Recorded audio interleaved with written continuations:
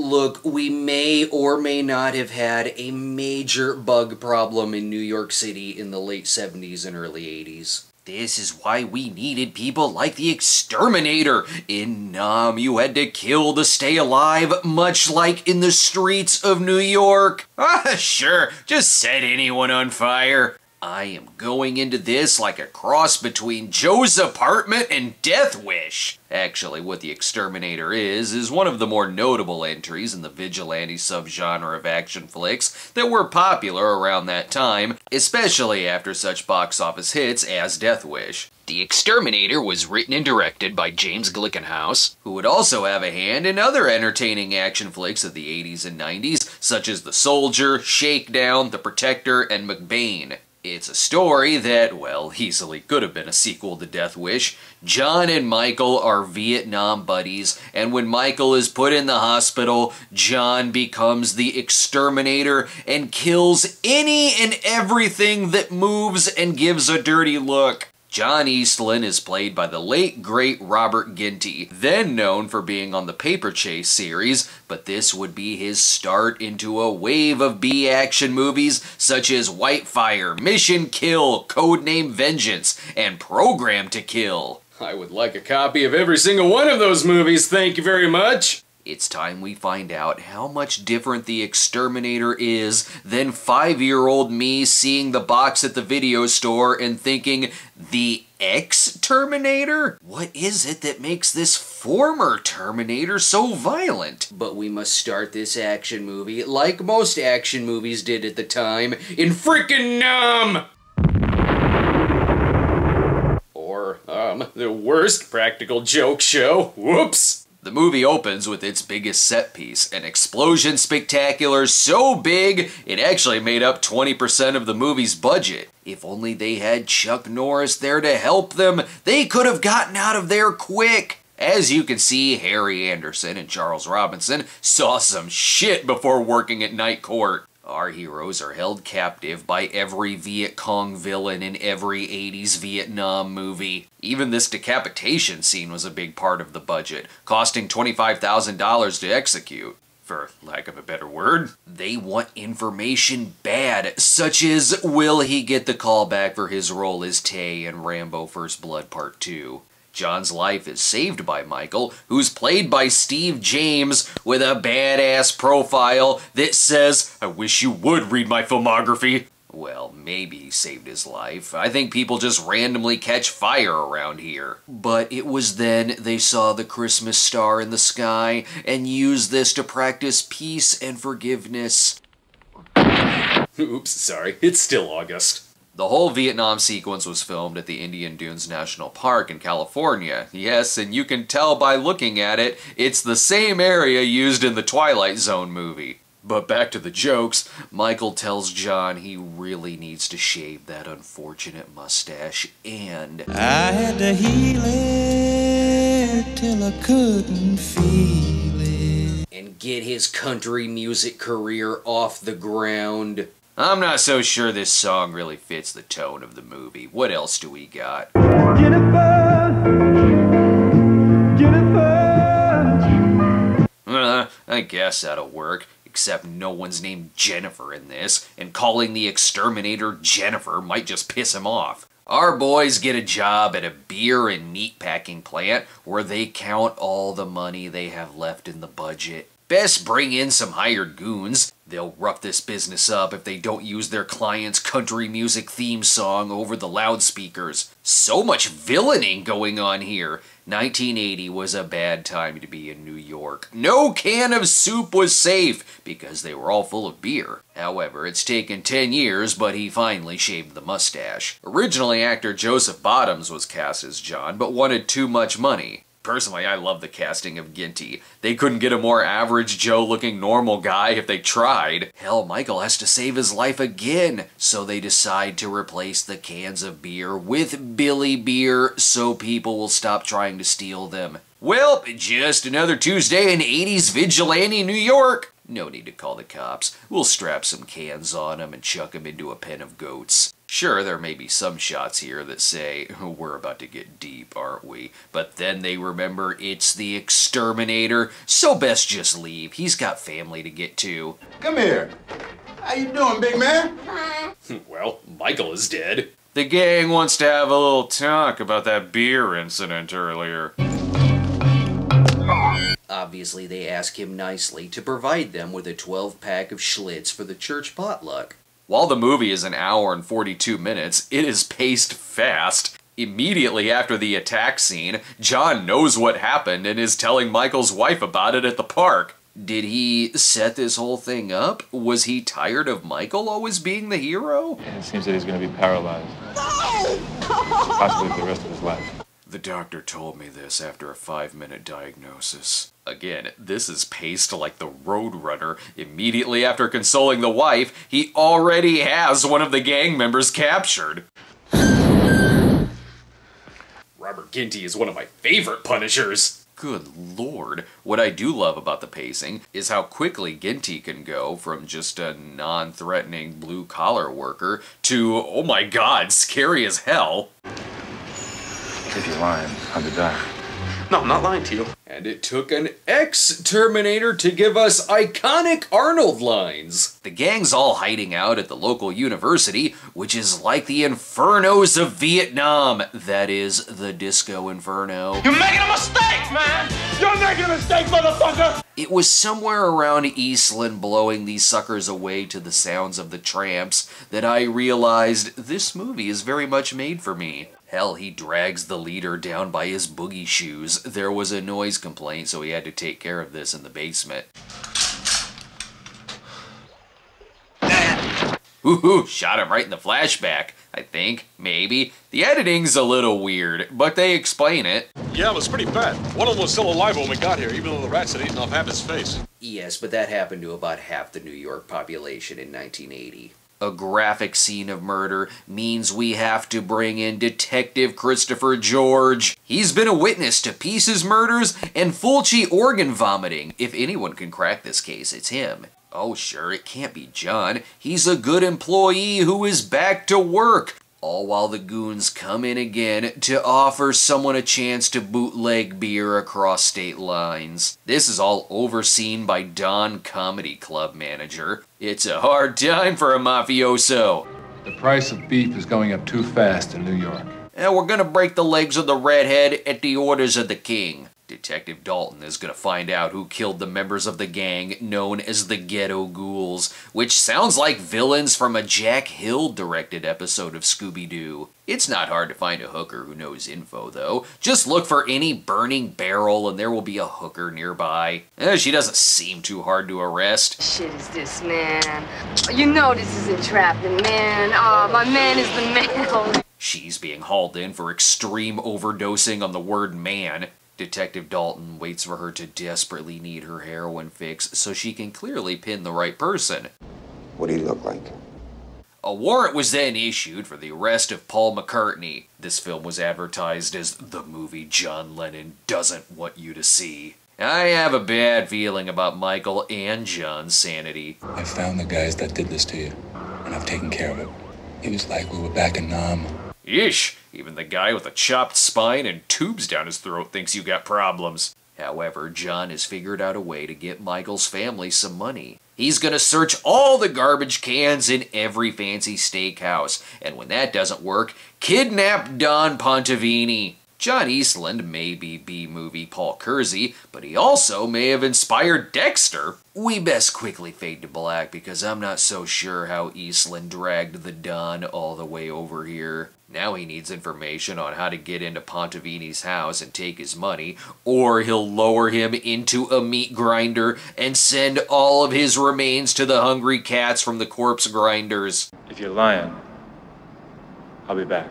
Somebody get me out of here! Someone skipped ahead a few pages in the script. Sure, John gets all the money from the safe, no problem. Well, except for the guard dogs who came out to attack him, but I'm sure Pontevini simply forgot about them. No need to punish him over this. Hey, wait a minute, no, you look crazy, so don't do that! No! You know, maybe it's the whole slowly lowering a man into a meat grinder thing, but I'm starting to think that John is a pissed off serial killer. Look at all these people shot by the Exterminator, so many jaywalkers! But best check in on the romance subplot with Dr. Stewart, played by Samantha Egger. This is the one spot in the city where there isn't a drive-by shooting, or meat grinding, or Uber sleaze. Look, if you're gonna have that music going through the streets, there's bound to be all kinds of porn businesses popping up everywhere. Now whose turn is it to die? Oh, these guys kidnap hookers and force them to have sex with Senator Jay Sherman. Gross! Thank God we're back to the date scene. I need something wholesome after witnessing the darkest Will It Fit episode since Sleepaway Camp. I see there's a news bulletin. I'm gonna go make myself a sandwich and take a break. When we come back, the Exterminator is gonna kill so many people. Hey man, why are you just sitting there doing nothing when Saul needs your help? Remember the time Saul advertised your restaurant even though it only served rat meat? Well, you can make it up to Saul and Windy City by getting our limited edition Saul t-shirt. There's just over a week left, so pick up yours today by clicking our bonfire link in the description and comments. Now that we're back, I'm not entirely sure the man on the poster is Robert Ginty, or if it's him sending fan mail to the news. Police initially presumed this to be the work of a rival mob. However, a letter dropped off apparently late last night indicates another possibility. Oh great, the Exterminator is also the Zodiac Killer. The CIA is not happy about this. They need to open the nation's beaches soon without families worrying a vigilante will eat them. They hatch a scheme to assassinate the Exterminator because a trial would make people too aware New York was a shithole. What? In 1980? Shocking! Again, all you need to do is change this funky street music to some classic show tunes, and it'll start to look like old Hollywood and the hookers will go away. And yes, I will go see Beyond the Door. It's the Exterminator to Death Wishes the Exorcist. Also, the movie is Taxi Driver now, as he meets up with a hooker who dared to have a problem with Senator Pedophile. This looks as good a place as any to shack up. However, I have a question. You want the sheets? You want the sheets? Yeah. No, answer it like you mean it. You want the sheets? You want the sheets? Tell me you're a man who wants the sheets. Oh, yeah, you gotta have the sheets. Best exchange in the whole movie. I guess he's into having sex with her until he notices she's been burnt all over her chest and his vengeance sense begins tingling. Some guy took me to a chicken place.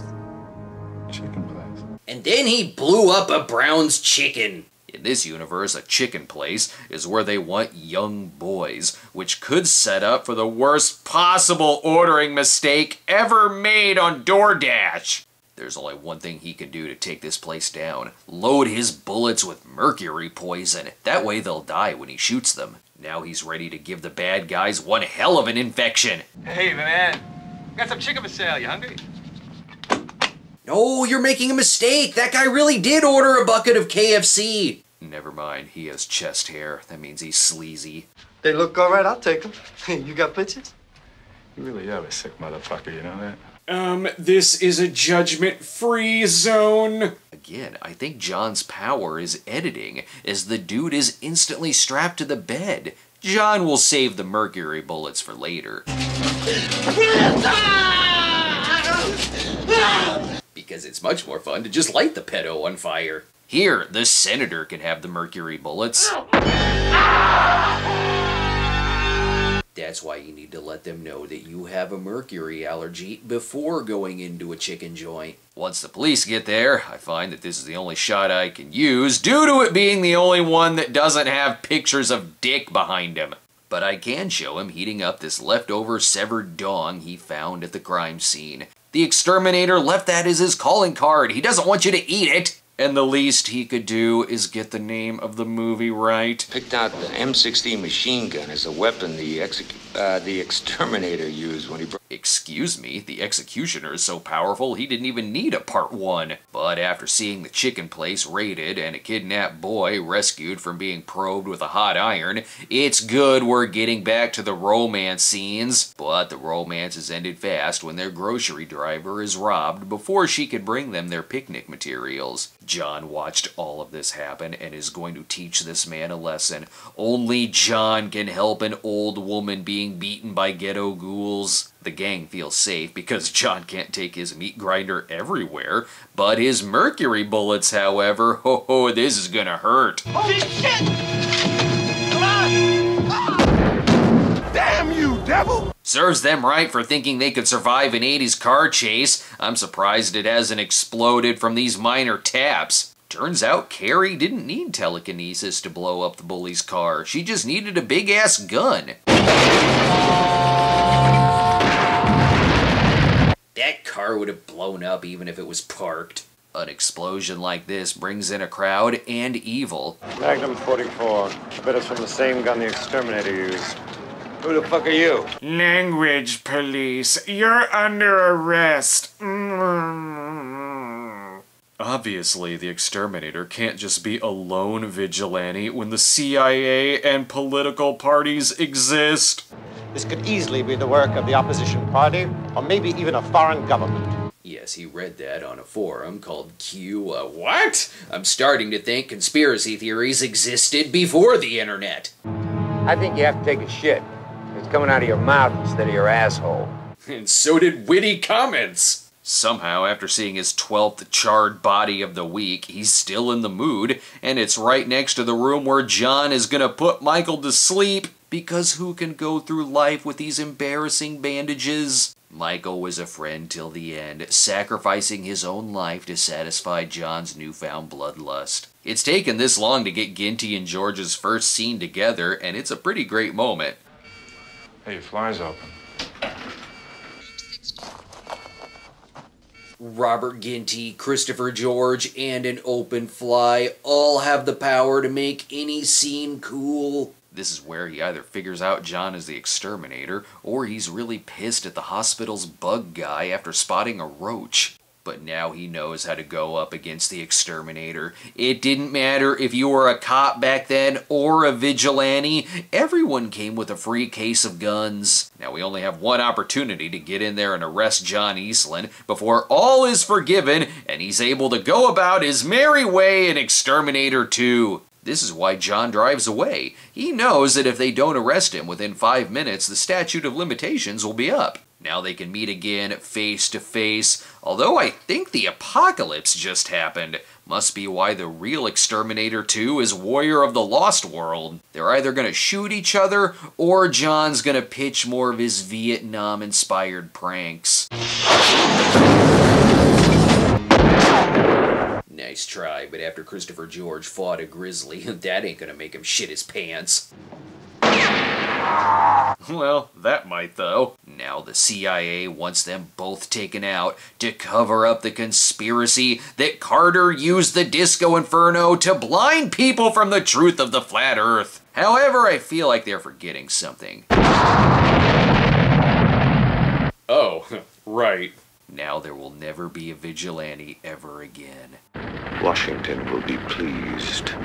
Yes, if there's one thing Washington loved at the time, it was our hero surviving at the end to set up for not just a sequel, but all kinds of movies with Exterminator in the title. Exterminators of the Year 3000, Ninja Exterminators, Exterminator City, but again, pick a different song. And I wonder if she has been thinking. This song sounds like a half-drank beer full of cigarette butts. Even though this was certainly the era of the vigilante action film, The Exterminator was pretty controversial at the time. Critics back then called it grotesque, distasteful, sadistic, and in his 0-star review, Roger Ebert called it a small, unclean exercise in shame, which was consistent. He also gave Death Wish 2 0 stars. However, more modern reviews look a little more favorably upon The Exterminator. That is, when they're actually reviewing the movie, and not just saying, "You couldn't do this 1980 movie in 2020, therefore it's bad."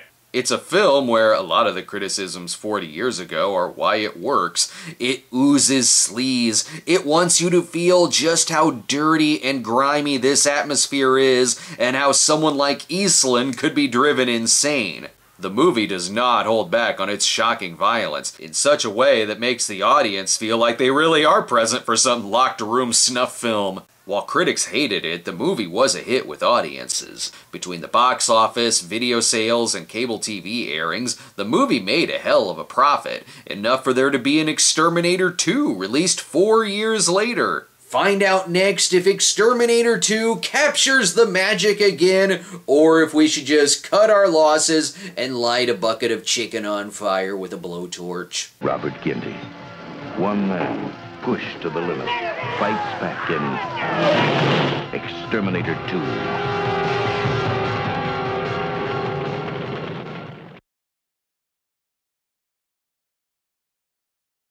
The first Exterminator film certainly wasn't without its flaws. The editing was a little weird, and some of the subplots were random, like the romance plot and the CIA stuff, but where it worked great. Not to mention the acting, from large parts to small parts, was solid. It was savage and brutal, and Robert Ginty did a great job of carrying the film as our unconventional hero. 4 years later, without any involvement of the original's writer and director James GLICKENHAUS, we got the sequel Exterminator 2, which sure is like the first one if it were injected with a powerful steroid known as the Cannon Group. Exterminator 2 wasn't the hit that the first film was, and it was a nightmare production from the start. The film was written and directed by the producer of the first film, Mark Buntzman, in his only feature as a director. The film was plagued with budget problems and reshoots, with Cannon wanting more scenes to be added with flamethrower violence, which I guess makes sense. They'd actually want to make it a little like the poster for either film.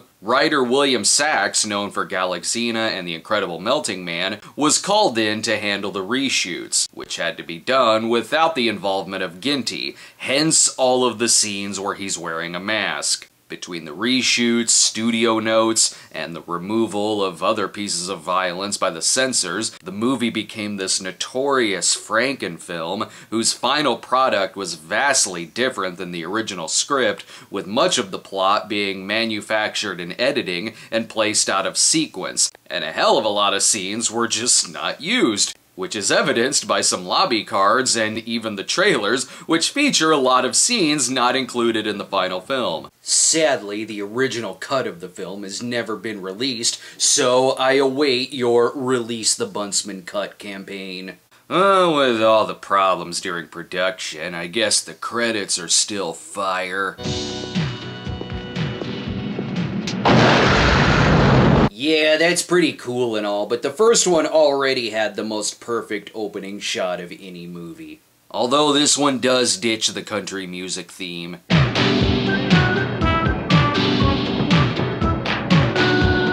However, the theme they do use is too shenanigansy. And I was told in the first one that chicken joints were bad. How in the hell are they franchising these child rings? You gotta love any 80s action movie, though, that nowadays could say that it's from the producer of Oy Vey, My Son is Gay. So John Eastland is still free, I guess, even though they figured out who he was in the first one. Maybe they think he's dead? But he still goes by his own name. And apparently his few-day crime spree cleaned up all the streets, according to the poster. It must have taken 4 years for crime to show back up. And again, who is this guy? The crime wave is up again in New York, started by this dude upset he wasn't hired to be a gang member in the Toxic Avenger. Could have made me look like a fool, asshole!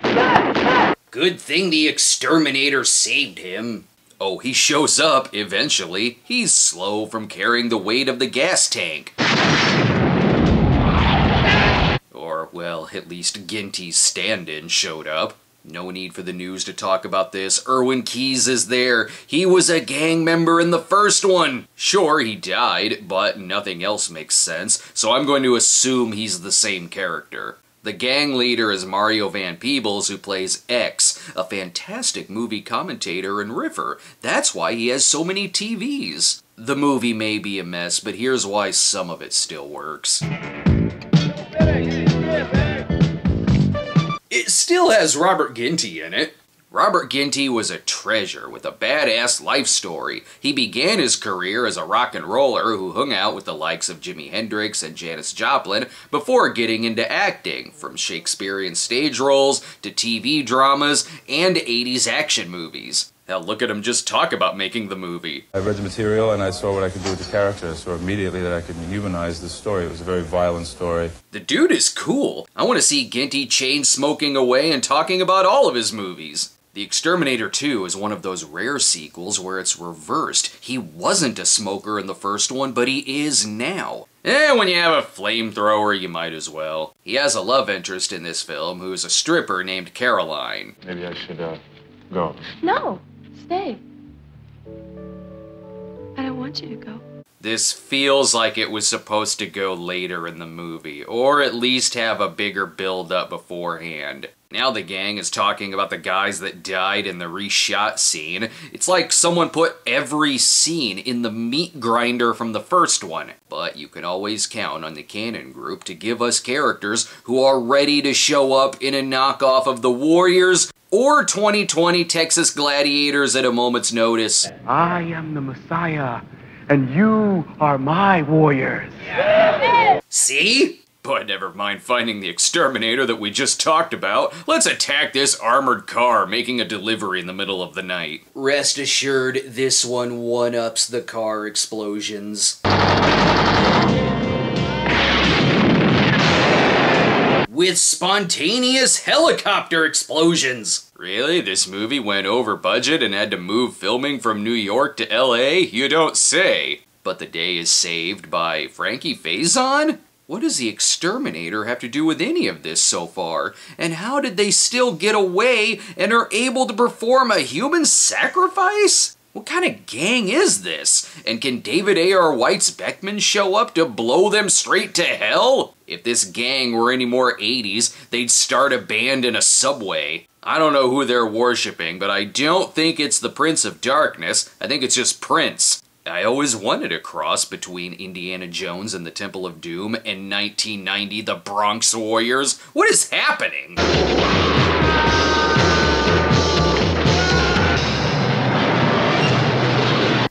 Beautiful sacrifice to the god of Pelham 123. Again, thank you for saving us, Exterminator. Oh no! Yes, saved by a reused shot from the opening scene. That's the end of that sequence, by the way. He didn't save Dick. He just torched a guy hanging out in the tree. The least threatening one there. We're 30 minutes into this movie, and I think Ginty has only been in 5 minutes of it so far. Yet this is the one he gets top billing, and in the first one he got third. Frankie Faison's character is named BG, by the way. Seriously, must be why I was getting Staying Alive vibes from the opening. I can tell they're close. Hey, John, it's me, BG. Get over here. Oh yeah, that was filmed at the same time. John and BG are war buddies, maybe, or he just hired him to be the new Michael. Oh no, the hired goons are back to teach a lesson to the production for not bringing back their country music theme. This is why the movie went so over budget. Don't use real money. The Mafia wants them to intentionally lose the Death Race 2000, but X is pissed. The dude in the tree was his brother, okay? The development in this film is them just telling us what's going on, because the movie is Beat Street now. And have they been driving around in a garbage truck for 12 hours? You couldn't even stop a woman snatching via roller skater. I guess no one stopped this from happening. She's back at their lair where they're getting her hooked on heroin. Is this really what their savior, the ghost of Crush Groove, would have wanted? Meanwhile, John goes into business with BG, K. They're interrupting this movie about a cult gang leader having citizens kidnapped on roller skates. Even if they kill time at the baseball disco strip club, leave it to a sequel to The Exterminator to remind us how awesome Flashdance was? This place is hopping though. All our heroes are here. We got us the Josie Whales! Even they look curious if this is going to end up in the final cut. BG looks directly into the camera. It's okay though, he started a joke that started the whole bar laughing. Now John is going to set themselves on fire for drinking and driving and cock blocking.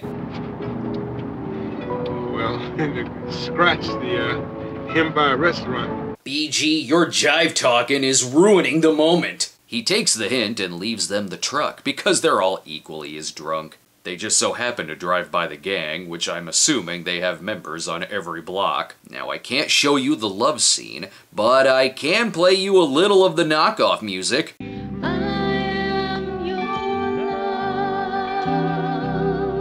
Great, they managed to find a song that's endless love-sploitation. Come on, get to something I can show.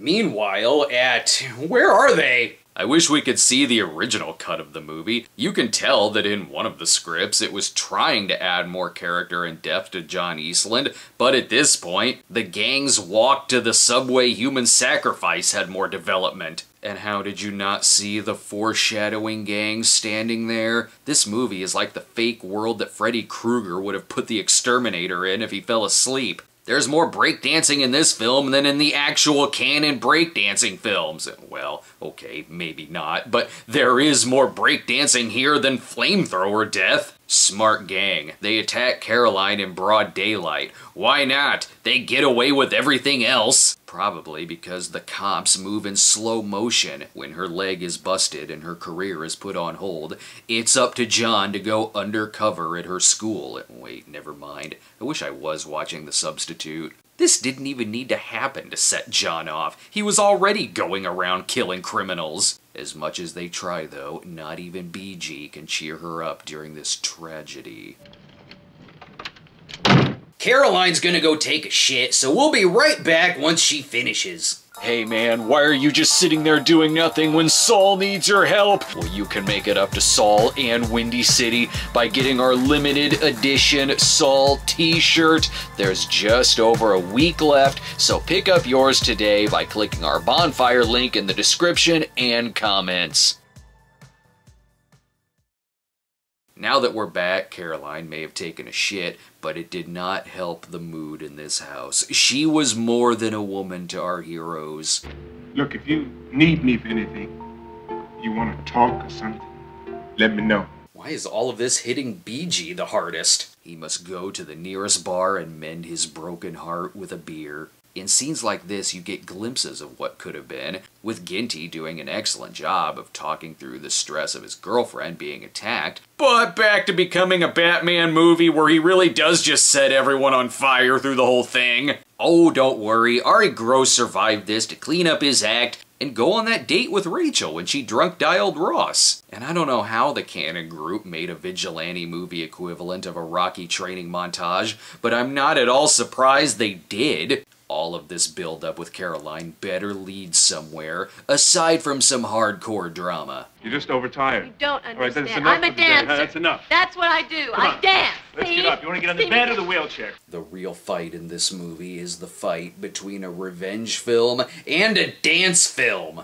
He's got better things to do, like shoving this cannon truck up someone's ass. I'm surprised it's taken this long for the series to find an abandoned warehouse. It only manages to be half as dangerous as the factory from Child's Play 2. Did you have to go here to find a case of guns? Don't they have that in every room of their homes? I think one of those guns was used to shoot that horn. And now they are ready for whatever post-apocalyptic movie Cannon is making next. There's something weird going on here. The truck teleported to an LA set within seconds. They spot gang members like a horror movie spots werewolves in the woods while going on a monster hunt. I'm glad you punks are here. I was up there for hours on the off chance you would walk through. So while BG is the one who finishes them off first, I guess it's finally time for John himself to be involved in one of the action scenes and not the reshoot stand-in. For all the dancing in this film, it has yet to have a badass disco inferno moment like in the first film, but on the plus side, We're your friends, huh? We're your friends! the movie may be an editing nightmare, but it still gives Ginty a few badass scenes. One thing it has in common with the first is how Ginty convincingly goes from a normal, sweet-looking guy to an insane vigilante stuffing a man in a garbage truck. Anyway, here's your money so we can finish our reshoot, but on one condition. Now, my 5-year-old nephew has to do the soundtrack with his plastic trumpet. Whoo, interrupted by action scene. Can we get more explosions in the climax of this film than the first one had in the prologue? The answer, it's close. Though with more of a bummer. BG is shot dead, and John will have to take the truck to have his own nights on Broadway from now on. With BG dead, John's gotta find himself a third Michael. Not to mention, he's gonna order so many prank pizzas! Even worse yet, Caroline is killed by editing and reshoots. She didn't originally die in the film, but hey, let's make this whole story completely pointless and kill her with a stand-in. That's necessary. It's been long enough though. Let's let this guy out of the garbage truck. DJ Jazzy Jehovah will be pleased. Because he's got someone to show off his killer new dance moves to! Oh, did you think this was the final battle in the warehouse? Oh no, we had to break for a few minutes of manufactured plot to get to another final battle in a warehouse, being watched over by the same inserts they used of John finding Caroline dead. If Jigsaw existed as an 80s canon movie, we now know what his contraptions would look like. If I want another unofficial Punisher movie, I'll stick with The Purge Anarchy, thank you very much. While the movie does not work, it's hard not to be entertained by a climax that features a machine gun-wielding post-apocalyptic garbage truck, or whatever the hell is happening now. Here guys, let's stand directly under this. What's the worst that could happen? Careful, that's how the Great Chicago Fire got started. We finally get our moment where our hero must square off against Culture Clubber Lang. Unlike the first one, this one's given a main villain, and I'll say this, he's an entertaining and eye-catching one at that, thanks to the talent of Mario Van Peebles. It helps that Mario actually was available to film his reshoots, which is why we have him facing off against the stand-in, riveting. With his one-liners and rather brilliant overacting, I wouldn't be surprised if it was X that inspired Simon Phoenix from Demolition Man. Here, you're not 80s villain enough. Put some blood on your face. Anyway, let's open this random bag. Like those who died before me, I must ask myself, what's the worst that could happen?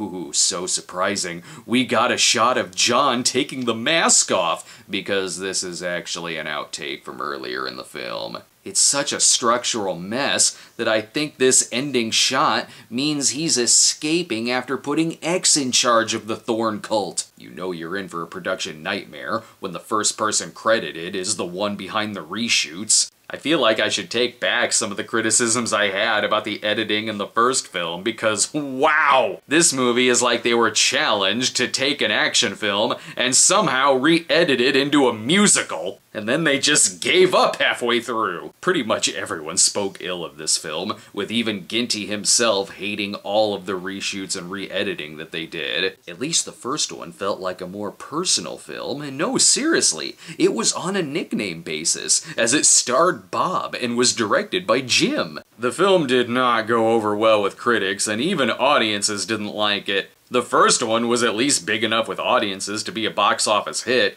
but this one didn't bring in near the numbers as the first, with it just breaking even on its $3 million budget. Although it could still be serviceable depending on the situation. While the first one is darker, brutal, far more haunting, and way more well-made, like Death Wish, If it's over-the-top, cartoony, canon action you want, this one will work for a drunk movie party. It is riffable, like Death Wish 3. This movie is such a mess, though, that, oh sure, there may be a VHS copy of it in my jacket, but if I open it up, this isn't even the right movie! Pfft, Cabaret is only kind of like Exterminator 2.